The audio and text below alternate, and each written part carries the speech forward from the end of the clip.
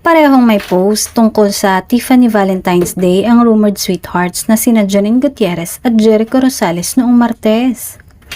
Nagkagulo nga ang fans nila at inakalang ang nasabing jewelry brand ang regalo nila Janine at Jericho sa isa't isa para sa Valentine's Day. Kahit favorite jewelry brand din naman yon ni Janine at Jericho. Pero mali ang akala ng marami dahil endorsement nila for Valentine ang post na yon ng dalawa. Marami naman ang napakomment sa post na yon. Ilan dito ay ang mga kapatid ni Janine na sina Diego at Jessica Gutierrez. Hindi din naman nagpahuli sina Rufa at Raymond na napakomment ng heart at smiley face with heart eyes. Isa lang ang ibig sabihin nito.